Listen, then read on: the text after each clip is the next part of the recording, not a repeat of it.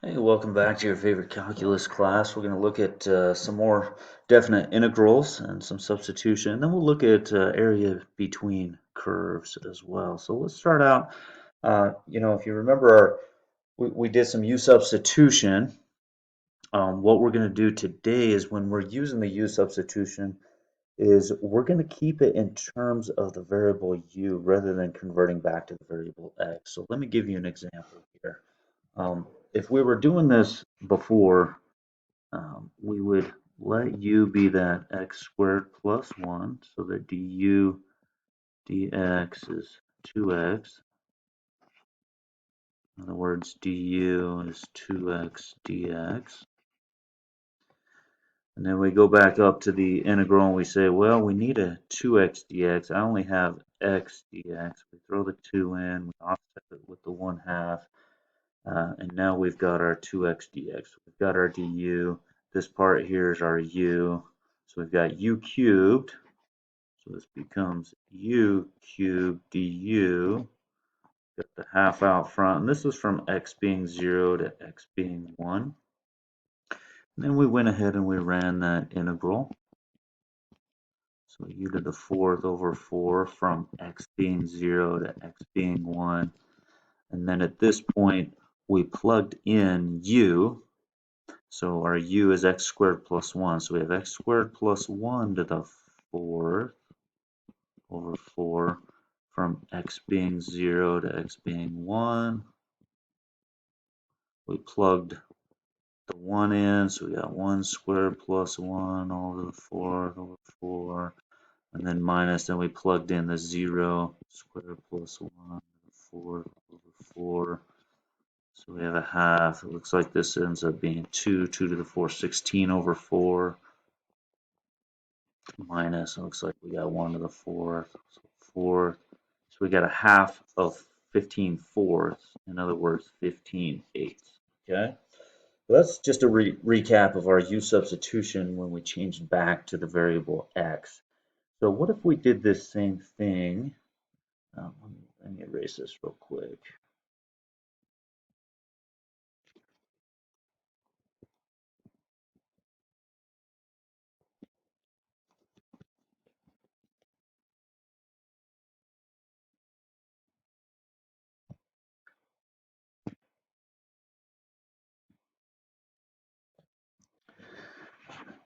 Let's do the same thing, but let's stay in terms of u. So let's let our u be the x squared plus 1. So du is 2x dx. Put in the 2 so that we have 2x dx. Offset it with the 1/2. So this becomes 1/2 u to the 3rd du. Again, this is from x being 0 to x being 1. We go ahead and we integrate that. So u to the 4th over 4 still have the 1/2 out here. And then we're at this point from x being 0 to x being 1. Now, at this point, this is where we can do it this alternative way. So what if we say instead of change it back to x, why don't we change these ones, the x being 0 and the x being 1, so that we have u being whatever and u being whatever. So since u is x squared plus 1, if x is 0, then u would be 1. So we're going to go from 1 up to, now if x is 1 and u is x squared plus 1, then u is 2. So u being 1 to u being 2.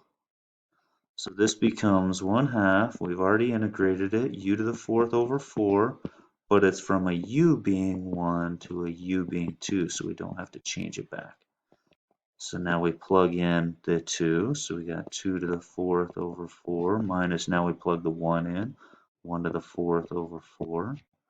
So we have a half, we got 16/4 minus 1/4, so we got a half of 15/4, which of course is the same thing, 15/8. All right, so that's how you can approach that by staying in terms of u. So it's a nice tool to have when you're doing this integration. All right, the integration of 1 over u is the natural log of the absolute value of u plus a constant. Let's see an application here with that. So if you look at this 1 minus 4 cosine of theta, what we're going to do is we're going to let u be that denominator. So du d theta, derivative of 1 is 0, minus 4 constant stays there, derivative of the cosine is the negative sign. Of course, we take the d theta over, so d theta is there. So du is 4 sine theta d theta, which is perfect. We have 4 sine theta d theta right there. So that's our du. The bottom is our u right there. So this becomes the integration.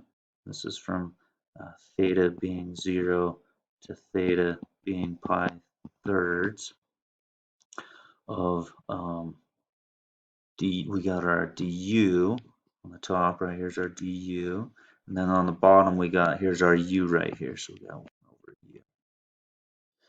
And now we integrate that. So that's the natural log of the absolute value of u from theta being 0 to theta being pi thirds. So at this point, we say, well, let's go ahead and go back to u. So if I let so we can get this in terms of u is whatever to u is whatever. So if theta, so I'm using this right here. If theta is 0, then u is 1 minus 4 cosine of 0.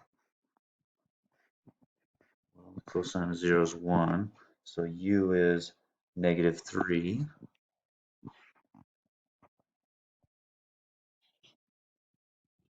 Now if if theta, I'm doing this one now, theta being pi thirds, and u is 1 minus 4 cosine theta, which is pi thirds. So we've got 1 minus 4, we've got the cosine of pi thirds, which is a half. Oops, half. So we got 1 minus 2, so we got negative 1. So u being negative 3 to u being negative 1. So we've got the ln of the absolute value of negative 1 minus the ln. Now we plug in the absolute value here of negative 3. So we got the ln of 1 minus the ln of 3. Of course, the ln of 1 is 0, so 0 minus the ln of 3. So we got negative ln of 3. Or if you want, from the ln of 1 minus the ln of 3, that's the same thing as the ln of 1/3. Right? If you use those properties of the natural law. So either of those is fine on that.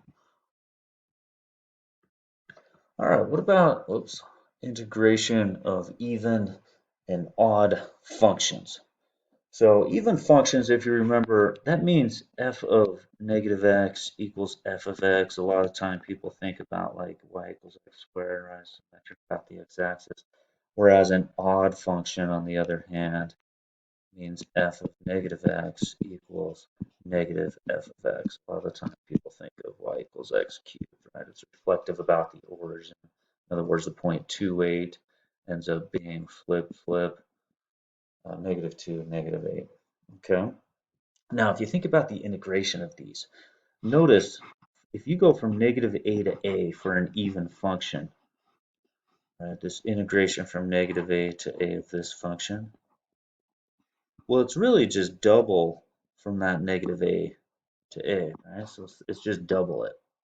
Over here, so that's where, oops, where'd it go? There we go. So it's double from 0 to a. Now with an odd function, let's go back here. Let's say this area right here is half, and over here, this is underneath the x-axis, so if you integrated that, let's say it's negative a half. Well, a half plus negative a half, they're going to offset each other at 0, because this is an odd function. In other words, if this is the point negative a comma 1, this is the point 1 comma negative a, so the integrations, the areas will be the same, even though the integral down here is negative. Right? So they offset each other. So in other words, if you're integrating with an odd function from negative a to a, this is just going to end up being 0 for an odd function. Okay. So as long as you have an odd function. So let's just walk through this one here verbally here. So let's say you're looking at this and you're like, gosh, when I look at this graph, I'm going to look at the graph here. If I look at this graph, I'm like, gosh, this thing sure looks like an odd function. Let's plug in negative x. All right, we plug it in and we get negative f of x. Sure enough, this thing's an odd function. So if I'm going from negative a to a, right, from negative pi halves to pi halves, right, whatever this area is, let's say this area is like negative 2, that area is 2, well, negative 2 plus 2, when you're adding up those integrals, you're going to get 0.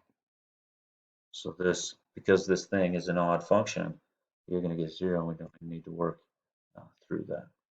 Okay. All right, I'm going to stop there and do a second part of this.